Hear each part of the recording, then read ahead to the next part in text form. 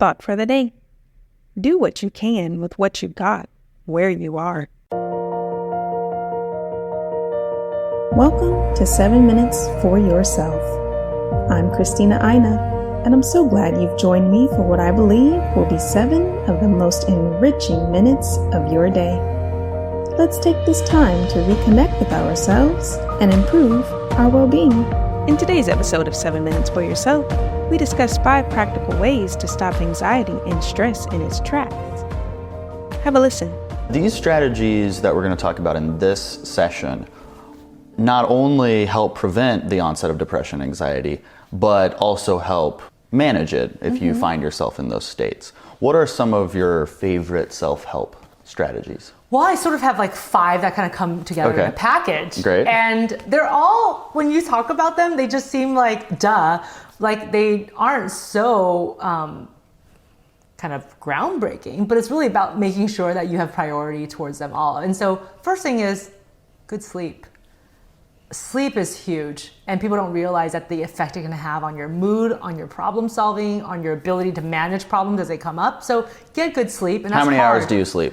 Well, I think I sleep very little. I sleep between 5.5 to 6.5 on most days. And then you're ready when you wake up. Yeah, and I think everybody has their own sort of right amount of sleep. And how I found mine was obviously experience and also not setting an alarm and seeing when I naturally wake up. And I naturally wake up after 5.5 to 6.5 hours. Okay, if I did not set an alarm, I would sleep 15 hours. Really? Oh yeah, I slept 33 hours 2 weeks ago. You told me this. Yeah. Yeah. So I can't experiment unless I quit my job and dedicate my life to that. That's so funny. I appreciate those who can get away with 5.5 to 6 hours. I am incredibly jealous. But to your point, I do make sure that I get enough sleep. Yes, and everybody's enough sleep is different. And I think it's really about practicing good sleep hygiene, which is very hard for a college student. Yeah. Because, you know, you're up at all hours of the night. One day you're sleeping from 3 a.m. until noon. Right. And the next day you're going to bed at 9 p.m.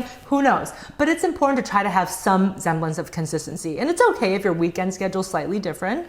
But in general, you want to make sure that, you know, obviously you have enough time to get the sleep that you need, and that in general you try to go to sleep, at least go and lay down around the same time, and that you're not using too many electronics or the distracting things maybe half an hour to an hour before you start to like wind down and go to sleep.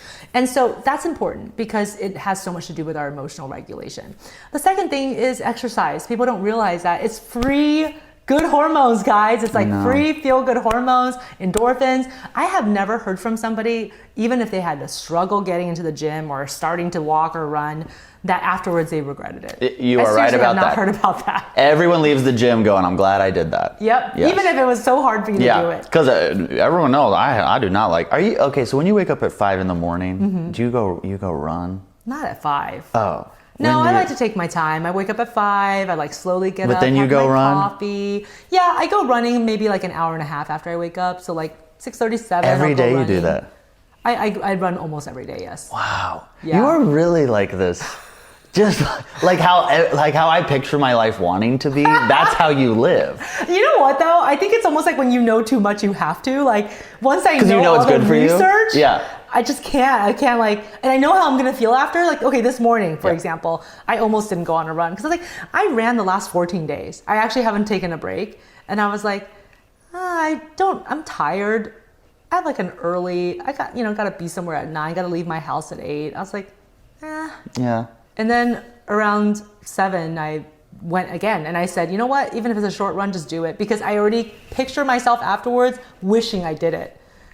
Knowing that it would be good for me if I did it. Knowing that I felt tired this morning and that actually running would fix it. And then you did it. And then I did it and I feel better. And you liked it. I liked it. Yeah, I don't regret it. Absolutely. Yeah, you not. definitely wouldn't regret it. No. I get that. Nobody regrets it. Right. And exercise can really help to manage your mood. Right. That's okay. a really big, really important thing that most people don't realize. You know, Dr. Romney convinced me I need to be more empathetic, so I've been working on that. But after that's done, after I feel like I'm in a good place with my empathy, I'm going to start trying to do the sleeping, the drinking water, the exercising. Exactly. You know. Yeah, and that brings up the next one. Yeah. The third coping strategy is, eating well, and that includes drinking enough water. People don't realize that they're most of the times dehydrated. Yep. So then when they feel tired or off, or maybe sometimes people say that they feel dizzy, sometimes it's dehydration. And also, when you eat generally well, you're gonna feel better. Absolutely. You just make better choices. Research shows that if you can make healthy choices 80% of the time, that's enough. So it doesn't mean that every single meal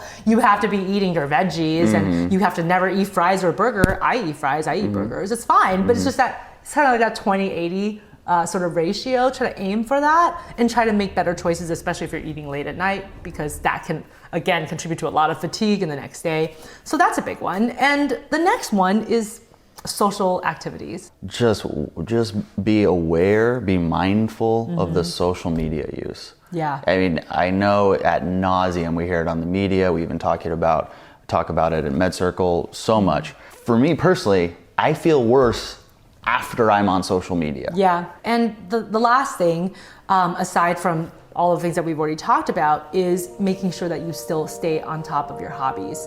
You have to do something that's still enjoyable. That concludes today's episode of 7 Minutes for Yourself. Please take a moment to rate and review the show on Apple Podcasts.